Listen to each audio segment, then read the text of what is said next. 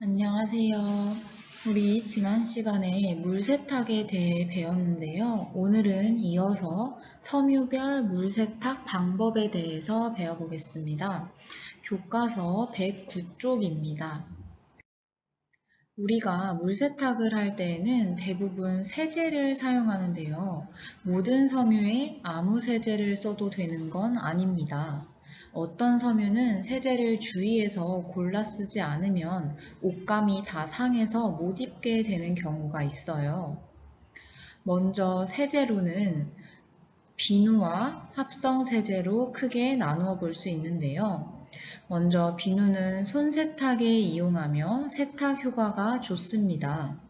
비누는 알칼리성이라 모, 견, 그리고 아세테이트와 같은 섬유에는 적당하지 않고 면이나 마, 레이온, 폴리에스테르 등의 세탁에 이용하면 좋습니다. 두 번째는 합성세제인데요. 합성세제는 보통 가루나 액체 상태로 되어 있어서 세탁기에 사용하기 편리합니다. 또한 합성세제는 찬물에도 세제가 잘 녹고 세탁 효과가 좋지만 환경을 오염시킨다는 단점이 있습니다.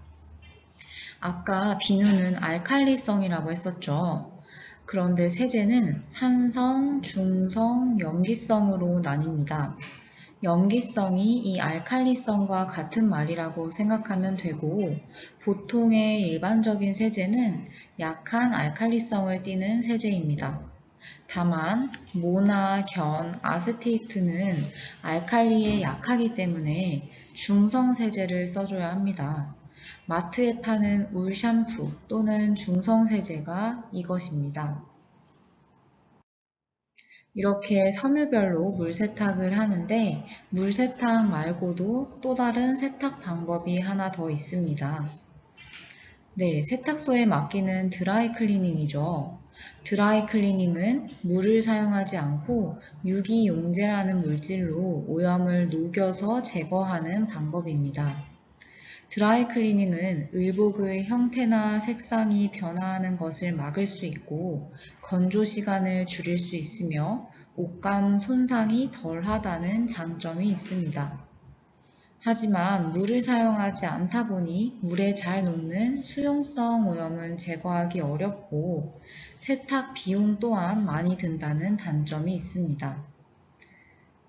이런 드라이 클리닝은 물 세탁에 의해 줄어들거나 손상되기 쉬운 견이나 모, 레이온, 아세테이트 섬유나 형태가 변형될 수 있는 옷에 사용하는 것이 좋습니다.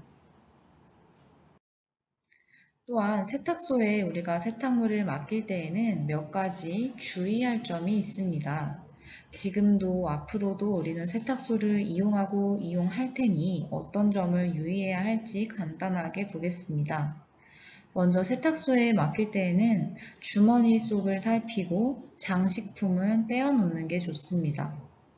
또한 오염된 부위가 있다면 그 부위를 미리 알려주고 보관증을 받아둡니다.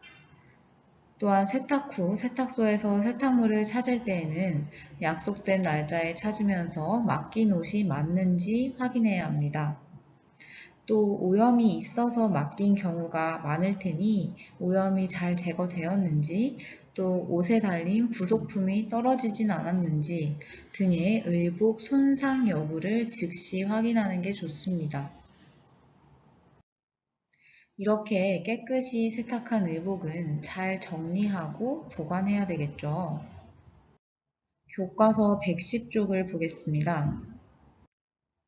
의복은 깨끗이 손질하여 계절별, 종류별, 용도별로 분류하여 보관하며 의복 목록을 작성하여 보관 장소에 붙여두면 필요할 때 쉽게 찾을 수 있습니다. 또한 습기가 많은 여름에는 곰팡이와 해충의 피해가 있을 수 있으므로 세탁 후에는 충분히 건조하고 방충제와 방습제를 넣어 보관하는 것이 좋습니다. 특히 장마철이 지난 후에는 거풍을 하는 것이 좋은데 거풍이란 의복에 공기가 통하도록 그늘에서 바람을 쐬어 습기를 제거하는 것을 말합니다. 보통 맑고 바람이 약간 부는 날 오전 10시부터 오후 2, 3시 사이에 해주는 것이 좋습니다. 구체적인 의복의 정리와 보관 방법을 한번 같이 볼까요?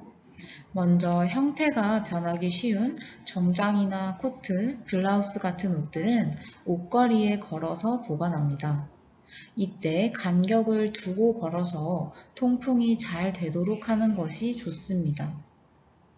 두 번째로 스웨터나 티셔츠, 청바지 등 구김이 적은 옷은 꺼내 입기 쉽도록 같은 크기로 접어서 세로로 세워서 수납하는 게 좋습니다. 이때 무거운 옷은 아래에, 가벼운 옷은 위에 놓아야 구김이 덜 갑니다. 양말과 속옷, 벨트 등은 둥글게 말아서 서랍 안에 보관합니다.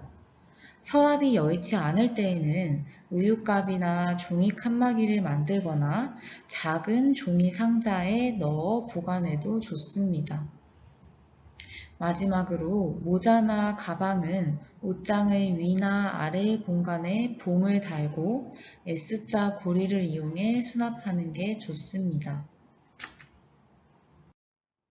방충제와 제습제는 수치나 녹찻잎, 은행잎, 허브 등의 천연 재료를 이용하는 것이 좋습니다. 숯은 습기 제거뿐만 아니라 탈취 효과도 좋으며 우린 녹찻잎을 잘 말려서 옷장에 걸어두면 녹차 속 성분이 곰팡이 냄새까지 제거해 줍니다. 마지막으로 우리가 가장 흔하게 하는 실수를 하나 짚고 넘어가겠습니다. 우리가 세탁소에서 드라이 클리닝한 옷을 받으면 보통 이렇게 비닐 커버가 씌워져 있습니다.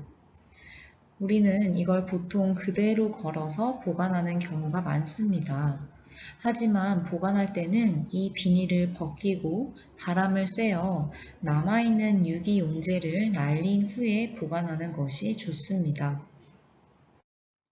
자, 여기까지 의복을 세탁하고 보관하는 방법에 대해 배웠는데요. 여러분이 흔히 갖는 섬유와 옷감에 관한 궁금증을 몇 가지 짚고 넘어갈게요. 먼저 겨울에 입는 코트의 라벨을 보면 양모뿐만 아니라 캐시미어나 알파카라는 소재를 접하는 경우도 있을 텐데요. 모섬유는 동물의 털로 옷을 만드는 건데 양모 섬유는 양의 털로 만들고 캐시미어 섬유는 캐시미어 염소 털로만 제조하는 고가의 제품입니다. 옷이 아무리 따뜻하다고 해도 무거우면 우리가 옷을 입었을 때 어깨도 아프고 몸이 힘듭니다. 그런데 캐시미어는 가볍고 따뜻해서 어른들의 겨울 옷 소재로 많이 사용됩니다. 또한 알파카는 알파카 낙타의 털로 만듭니다. 두 번째로 인견레이는 무엇이고 왜 시원하냐는 질문이었는데요. 레이온을 인견이라고 부른다고 했었죠. 인견은 수분의 흡수 및 발수가 빨라서 몸에 잘 달라붙지 않습니다. 그래서 아이스 실크, 에어컨 원단이라고도 불릴 만큼 바람이 잘 통하고 시원해서 여름에 네이로 입으면 쾌적함을 느낄 수 있습니다. 마지막으로 모달이나 텐셀 소재에 관한 질문입니다. 모달과 텐셀은 재생섬유의 한 종류입니다. 모달은 너도밤나무 추출물로 만들고 텐셀은 유칼립투스 나무 추출물로 만든 친환경적인 소재입니다. 유칼립투스 잎은 코알라의 주식으로도 많이 알고 있죠. 자, 이렇게 각 섬유의 특성에 따라 의복을 어떻게 세탁하고 보관해야 할지에 대해 알아보았습니다. 오늘 수업은 여기까지 하겠습니다. 모두 수고하셨습니다.